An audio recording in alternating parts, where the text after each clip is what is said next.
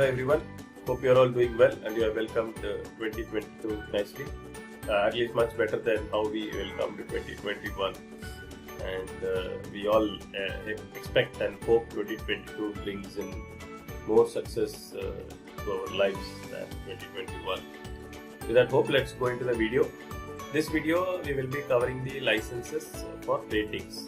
We have been looking at licenses for officers till now, tech and engine we have seen.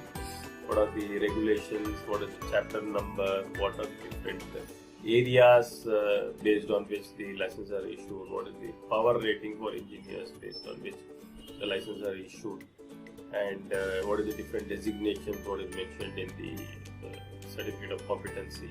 We also seen a sample of certificate of competency of the seafarer. So all this we have completed for all, these are all for the officers. So let's do it for the ratings. Okay, so in this video we will be covering the ratings portion of the regulations and what are the COCs or COPs or what is the size certification there for the ratings.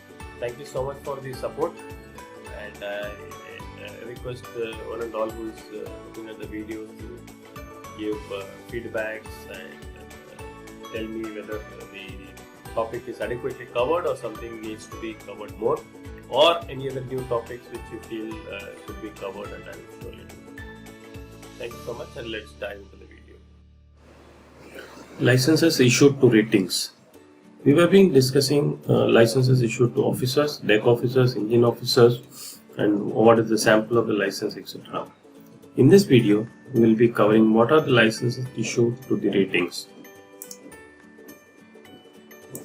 We will be covering the four areas which we have been similarly covering for the deck and engine side. Deck we will have based on the gross tonnage and the area, and for engine side we usually have the power and the area of trade. Okay, so basically licenses are required for ratings on the deck, engine, electrical, and the saloon side. Saloon is the chief cook.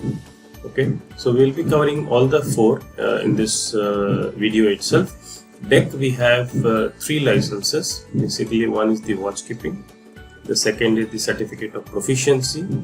Okay, so that is on the deck side, and for the engine side we have similar watch keeping and certificate of proficiency, and you have an electro-technical rating. And third one for the saloon, we have the certificate of competency of cook. The certificate of competency of cook is a separate license. It is not as per the STCW convention. So let's go one by one. Let's start with the deck watch keeper, the greater than 500 GRT, and the trade is worldwide. Then the requirement is regulation 2/4. What is 2? 2 is the chapter, 4 is the regulation number. Okay. So if you have not understood what is this 2/4, we have in a very explanatory way we have covered this in my previous video. Please go through that video so that you are very clear on what is this regulation, how did it come, etc. etc. Okay. Deck watch keeper for less than 500 GRT, there is no watch keeping requirement. There is no requirement for watch keeping, so that also becomes a challenge. There, if a seafarer gets his experience in ships of less than 500 GRT. So, if you want to become a watchkeeper deck side, if you work on vessels less than 500 GRT, then that sea time will not be counted, and it will not be used for getting your watchkeeping certificate. Okay, and there's a lot of questions on, people are still not clear on how much sea time is required and what ship we should do, what ship we not to do. We will do a separate video. That's a huge topic in itself. I'll be covering very elaborately on what are the sea time requirements for seafarers who have done pre-sea, who have not done pre-sea. All those things, there are different combinations. So we will have to do a separate video for that, covering all those requirements. Okay, then we will go to the able seafarer deck. It is the certificate says certificate of proficiency, and as per the STCW the term used is able seafarer deck. Okay, so this will be the AB. The deck watchkeeper is presently the OS. Ordinary seaman, initially they did not have any certificate of competency, and able seafarer had the 2/4 convention. But again, there are a lot of flags, including Indian flag. They still recognize 2/4 as able seafarer deck, and some flags have made it mandatory to use 2/5. Okay, regulation 2/5. Like again, regulation 2/5 is what? Chapter 2, regulation 5. So if you will be, you can be put on board as a AB or an OS, will be decided by a certificate called the safe manning document. Safe manning document of every vessel is very specific to that vessel. So in that vessel, which is issued by the flagship, for example, for if it is an Indian flagship, DG Shipping will be issuing the certificate to the vessel. In that vessel, they would have mentioned, AB what regulation they should have, OS what regulation they should have, how many AB should be there, how many OS should be there. All those details are mentioned in that safe manning document. So if you go there for the ship, which you want to put a seafarer, then you can see on that safe manning document and what is the requirement for deck watchkeeper. If it is 2/4, then you can place seafarer with 2/4 also. If it is mentioned 2/5, then you will need certificate of proficiency for placing that seafarer on board the ship as an AB. Okay, so please be very clear about this. There are a lot of people who are not very clear on this. So this is a point where how will you decide whether he can be put on board as an AB or OS?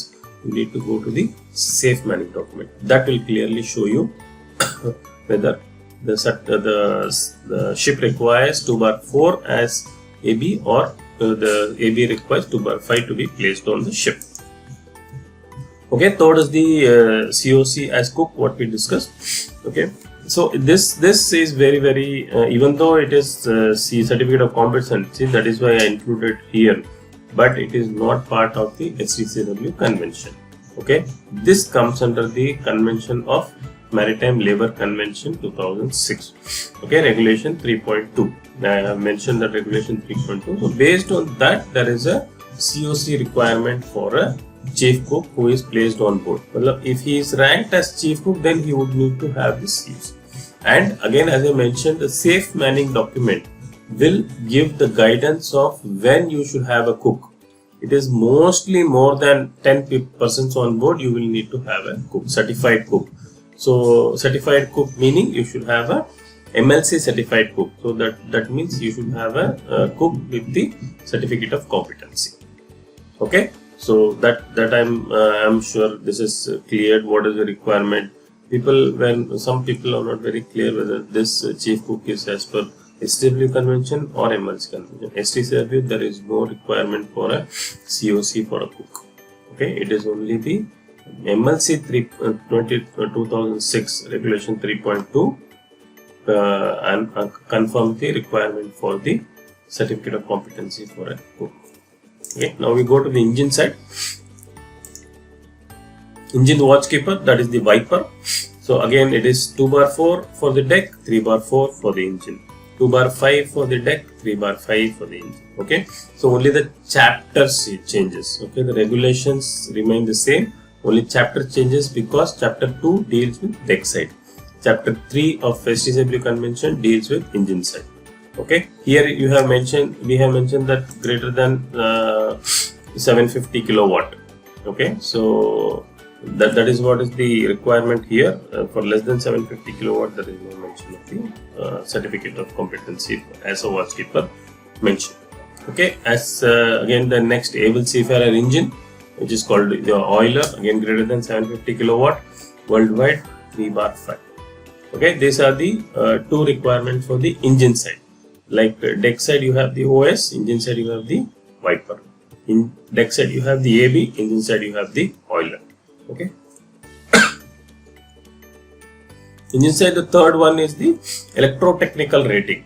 He is also having a similar watchkeeping requirement where 750 kilowatt, more than 750 kilowatt, he should be having a certificate of competency, and the regulation which covers this is 3/7. 3/6, which we have seen earlier, covers the ETO, and 3/7 covers the requirement of ETR. Again, we will tell we will check the flow of engine side also, ETR to ETO. What is the flow for older ETOs, how they can convert into new ETOs, and what are the exams required. All those things are mentioned. Okay, so that's it for the engine side. Okay, and we have seen these are all the licenses issued to all the ratings. We will cover a detailed report on detailed video on what are the requirements, seat time requirements for various ranks, how you progress, including officers and ratings. Thank you so much for viewing this video. Please do comment, share, like, and subscribe to this channel. Have a nice day. Be safe, be healthy.